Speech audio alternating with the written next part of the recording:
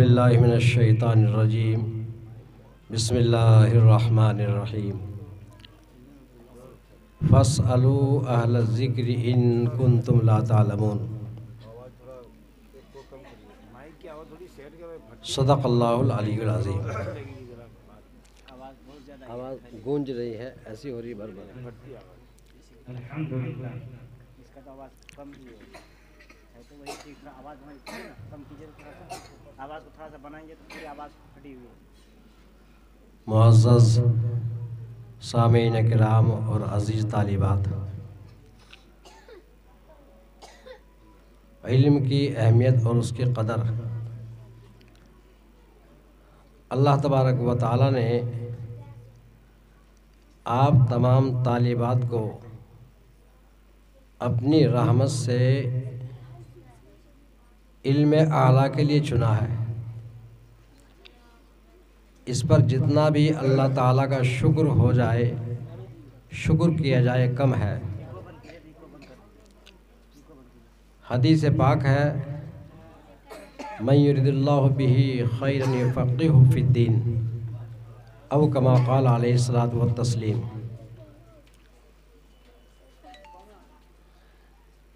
दौरान तलब इल्मी यानी इल्म हासिल करने के दौरान कुछ ख़ास बातों का ध्यान रखा जाए। चंद अल्फाज में आप हज़रात के सामने बतौर नसीहत के आपके गोश गुजार करता हूँ। इंशाअल्लाह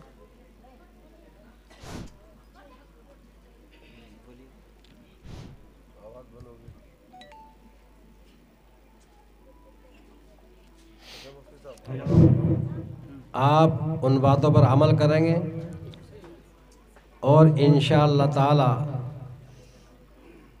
उलूम हासिल करने की राह में आपके लिए कोई रुकावट नहीं आएगी। चू शमा अज़बे इल्म आयत बायत गदाख्त के बे इल्म नतवा खुदारा शनाख्त। गालिबन ये शेख सादी रहमतुल्लाह अलैह, जिनकी बहुत सारी फ़ारसी की किताबें हैं, उसका शेर है कि इल्म हासिल करने के लिए तालिब इल्म को इस तरह से कोशा रहना चाहिए, इस तरह कोशिश करनी चाहिए जिस तरह से शमा जलती है। पहले ज़माने में मोमबत्ती जलाते थे, अब तो माशाअल्लाह मौजूदा दौर के अंदर तरक्की है, लाइटें हैं, बल्ब है, ट्यूब लाइट है और नई नई लाइट आ गई। पहले ज़माने में मोमबत्ती जलती थी और उजाला और रोशनी बहुत कमी के साथ मिलती थी, और इसके बावजूद भी पहले ज़माने के तलबा और तालिबात उलूम हासिल करने के लिए बड़ी जद्दोजहद और कोशिश करते थे। तो इल्म की खातिर मोमबत्ती की तरह जलना और पिघलना चाहिए। हमारे हज़रत जो हमारे दरमियान मौजूद हैं, हज़रत के पास कई एक मरतबा फ़ोन आए हैं उन बच्चियों के सरपरस्तों के जो बच्ची मदरसे से जाकर छुट्टी लेकर गैर हाज़िरी करने के बाद अपने सरपरस्तों को, वालिदैन को फ़ोन करा रहे हैं कि हम मदरसे में आना चाहते हैं। भाई गौर से सुनो बच्चियों, बात गौर से सुनो, चंद बातें हैं, आप नसीहत को अमल में लाएंगे तो इंशाल्लाह बड़ा फ़ायदा होगा। तो हज़रत फ़ोन पर फरमा रहे कि 2 दिन की छुट्टी लिए, 15 दिन की गैर हाज़िरी हुई, उस 15 दिन की गैर हाज़िरी का तदारुक कैसे होगा, भरपाई कैसे होगी? जो असबाग, जो किताबों के दुरूस, जो तालीम छूट गई, उसको इम्तिहान में कैसे लिखेंगी? जाहिर सी बात है, जो बात पढ़ी नहीं, समझी नहीं, इल्म में नहीं आई, अगर वहाँ से इम्तिहानात में सवालात आ गए तो क्या लिखेंगे? इसलिए मेरी अज़ीज़ तालिबात, सबसे अहम नसीहत आप तमाम तालिबात के लिए ये है कि गैर हाजिरी को अपनी ज़िंदगी से निकाल देना, बिल्कुल गैर हाजिरी नहीं करना। गैर हाजिरी के इतने मुज़िर और नुकसानदेह असरात होते हैं कि जिसका अंदाज़ा नहीं लगाया जा सकता। बच्चा एक वक्त की गैर हाजिरी करते उसका असर एक हफ्ते तक बाकी रहता है, और जो बच्चा पढ़ने वाला मुसलसल गैर हाजिरी करे उसका असर कितनी देर तक रहता है। बहुत सारे ज़हीन बच्चे और बच्चियां ज़्यादा गैर हाजिरी करने की बुनियाद पर इल्म हासिल करने से महरूम रह जाते हैं। बात समझ आ रही? इसलिए मदरसे के जो ज़वाबित हैं, जो क़वानीन हैं, जो उसूल हैं, उन्हीं उसूल के तहत छुट्टी गुजारें। और इस बात का औलियाए तालिबात भी ख्याल रखें, ख़ासकर जो छुट्टी के अवकात हैं उनको पूरा होते ही फ़ौरन मदरसे में ला करके उनको हाजिर कर दें।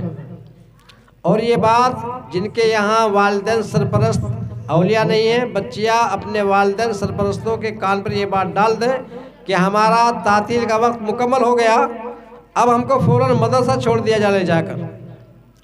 आम तौर से बच्चे और बच्चियाँ क्या सोचते हैं, अभी मदरसे में बच्चे ही नहीं आए होंगे, हम जाकर क्या करेंगे। ऐसे ही जो है जब सब सोचेंगे तो मदरसे में कई दिनों तक बच्चियाँ और बच्चे नहीं आएंगे, जो खामखा गैर हाजिरी होगी। हर बच्चे को अपने ताल्लुक़ से ये सोचना कि हम छुट्टी मुकम्मल होते ही या रुख्सत ली है, जितने अय्याम के लिए रुख्सत ली है पूरी होते ही फ़ौरन मदरसे आ जाना। और उस दौरान जो असबाक छुटे हैं इंशाअल्लाह आपके पढ़ाने वाले मुअल्लिमात मुअल्लिमीन उसको पूरा करा देंगे। लेकिन जब आप कसरत से यानी ज़्यादा गैर हाजिरी करेंगे तो उसका तदारुक नहीं होगा, आपको कोई नहीं समझाएगा, कोई नहीं बताएगा, कोई नहीं पढ़ाएगा कि तुमने जो गैर हाजिरी की है उसका खमियाजा तुम भुगतो। जो शमा पे इल्म बायद गदाख्त, इल्म के लिए मोमबत्ती की तरह पिघलना चाहिए। हज़रत इमाम अहमद इब्न हम्बल रहमतुल्लाह अलैह और कई एक बड़े बुज़ुर्गों के वाक़यात किताबों के अंदर दर्ज हैं, लिखे हुए हैं। वो बाहर की जो आम रोशनी जलती हैं, लाइट और बल्ब पहले ज़माने में बहुत कम थे, खंबे होते थे रास्तों में जैसे अब हैं, वहाँ लाइट जलती थी, दूर दराज से थोड़ा बहुत उजाला और रोशनी मिलती थी। तो इमाम मोहम्मद रहमतुल्लाह अलैह उसकी रोशनी में अपनी किताब का मुताला करते थे और हमेशा करते थे। और कौन नहीं जानता इमाम अहमद इमाम मोहम्मद रहमतुल्लाह अलैह को, इन अकाबिर को, कि जिन्होंने इतनी मेहनत से उलूम हासिल किया और सारी दुनिया में उनका नाम रोशन हो गया। आज तो अल्हम्दुलिल्लाह हर चीज़ की फरावानी है, अल्लाह की नेमतों की भरमार है, बेशुमार नेमतें हैं, बेशुमार नेमतें हैं। वह इन ताउद्दू नेमतुल्लाह ला तुहसूहा, अल्लाह की नेमतों को शुमार करना चाहे नहीं शुमार कर सकते, गिन नहीं सकते। तो अजीज़ तालिबात, मदरसे के अवकात का, छुट्टियों का और दर्स में हाजिर रहने का, इसी के साथ साथ किताबों के अदब का और इसी के साथ साथ असातिज़ा किराम के अदब का। ए बच्चों बातें मत करो। एक बीमारी आम तौर से तलबा और तालिबात में पैदा होती है, ज़रा गौर से सुनो, ध्यान से, बस ध्यान से सुनो, इधर देखो। और वो बीमारी ये है कि मिसाल के तौर पर हमारी मुअल्लिमा अव्वल साल पढ़ाती है, दोम साल दूसरी मुअल्लिमा पढ़ाती है, सोम साल तीसरी मुअल्लिमा पढ़ाती है, उनके दर्जे होते हैं पढ़ाने के। तो कभी कभी हमारी तालिबात और तलबा पढ़ने वाले जो पहले पढ़ाने वाले मुअल्लिमात मुअल्लिमीन होते हैं, उनसे पढ़कर जब ऊंचे दर्जे में चले जाते हैं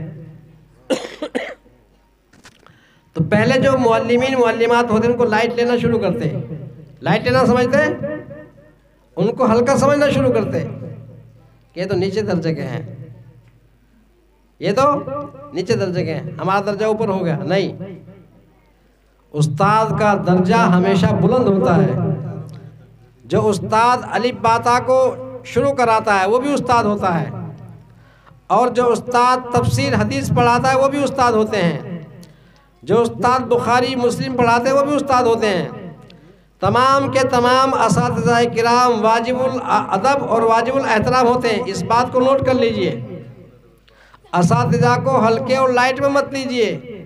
इसी तरह जो और मदारिस के दूसरे खुद्दाम होते हैं, खिदमत गुजार, यहाँ तक के दरवाजे पर बैठने वाला, आपकी निगरानी करने वाला और आपका सामान लाकर देने वाले, आपकी खिदमत करने वाले, आपके खिदमत गुजार, उनको भी हल्का मत समझना और उनकी भी बेअदबी मत करना, क्योंकि बेअदबी इतनी बुरी शय है कि इल्म की तबाही के लिए एक बेअदबी काफ़ी हो जाती है। बच्चों बात समझ आ रही? इसलिए अदब को हमेशा मलहूज रखना। निरी मेहनत, खालिस मेहनत, सिर्फ मेहनत इल्म के लिए काफ़ी नहीं है, बल्कि उसके लिए एक नज़्म है, एक ज़ाब्ता है, एक डिसिप्लिन है, और वह है तमाम बातों का ख्याल रखना, असातिज़ा का वक़ार करना, मुअल्लिमीन मुअल्लिमात का अदब करना, किताबों का अदब करना, दर्सगाह का अदब करना, और औक़ात की पाबंदी करना, और बिलखुसूस नमाज़ों को अव्वल वक्त पर पढ़ना। करेंगे सब तालिबात, सब बच्चे इन बातों पर अमल इंशाअल्लाह सुम्मा इंशाअल्लाह। तो हमारे अकाबिर उलमाए किराम ने, हमारे असलाफ ने बड़ी जद्दोजहद से उलूम हासिल किए हैं और बड़े बड़े मर्तबे हासिल किए हैं। इंशाअल्लाह जब हम मेहनत करेंगे तो हम भी किसी मुकाम पर पहुँचेंगे। आप हजरात मुअल्लिमात बनेंगी, मुदर्रिसा बनेंगी, मुकर्रिरा बनेंगी, मुबल्लिगा बनेंगी, सारे सिफात के हामिल हो जाएंगी, और इंशाअल्लाह आप जहाँ होंगी आपका नाम रोशन होगा। अल्लाह के दीन की खिदमत अल्लाह तबारक व तआला अपने दीन मतीन, दीन अजीज़ और दीन हक़ की खिदमत आपसे लेगा। इसलिए इन मुख्तसर सी बातों को जहन में रख कर के उलूम हासिल किया जाए। जो बातें आपके गोश गुजार की गई हैं, मदरसे के औक़ात की पाबंदी, छुट्टी जब तक हो, तातील जब तक हो, फ़ौरन तातील मुकम्मल होते ही मदरसे में आ जाना। अपने वालिदैन को, सरपरस्तों को अलर्ट कर देना, मुतनब्बा कर देना कि हमारी छुट्टी ख़त्म हो गई, हमको फ़ौरन मदरसा भेजा जाए। हमारे हज़रत जो हमारे दरमियान मौजूद हैं, हज़रत वाला, मुसलसल कई दिनों की गैर हाज़िरी के बाद बच्चों को मना कर दे रहे। फ़ोन पर सुना हम नाबीज कि नहीं मत लाओ मदरसे में, आइंदा साल दाखिला कराना। तो क्या मतलब हुआ? मतलब ये हुआ कि ये साल अकारत हो गया। साल के 10 महीने पढ़े, 11 महीने पढ़े, तालीम हासिल की, 1 महीना गैर हाजिर हुआ तो पूरा साल ख़त्म। जब इम्तिहान के अंदर बैठने का हक़ छीन लिया गया और उसका मजाज नहीं रहा, इम्तिहान में नहीं बैठ सकते, पूरा साल बेकार हो गया। और वक्त की अहमियत क्या है? अल वक़्तु अस्बनु मिन ज़हब। वक्त सबसे अहम चीज़ है, लिहाजा वक्त की कदर कीजिए। और दौरान तलब इल्मी जो आपका ज़माना है, यही ज़माना सबसे कीमती है। इस ज़माने में आप जितनी मेहनत कर लेंगे, इंशाअल्लाह अल्लाह ताला अपनी रहमत से आपको दरख्शिंदा और ताबिंदा बनाएगा, चाँद और सितारों की तरह चमकाएगा। चूँकि इल्म की खासियत है, इल्म की सिफत है। इल्म ऐसी सिफत है अल्लाह तबारक व तआला की कि जो भी इससे मुत्तसिफ हो जाता है, जिसके साथ ये सिफत जुड़ जाती है, अल्लाह उसको चमकाता है। बस इसी बात पर मैं अपनी मुख्तसर सी नसीहतों को मुकम्मल करता हूँ। अल्लाह तबारक व तआला, मैं भी एक तालिब इल्म हूँ, पढ़ना पढ़ाना दोनों तलब इल्मी है। पढ़ाना भी तलब इल्मी है, पढ़ाने वाला भी तालिब इल्म होता है, थोड़ा फ़र्क होता है बस। बल्कि सही माना में तालिब इल्म वो होता है जो पढ़ाता है, उसका इल्म जो है मुजल्ला, मुनक्का, मुसफ़ा होता रहता है। अल्लाह तबारक व तआला मुझे भी औक़ात की पाबंदी करने, आप हज़रात को भी, और जिसकी जो ज़िम्मेदारी है अपनी ज़िम्मेदारी को बखूबी निभाने की तौफ़ीक़ नसीब फ़रमाए। आमीन। वमा अलैना इल्लल बलागुल मुबीन। अस्सलामु अलैकुम व रहमतुल्लाहि व बरकातुहू।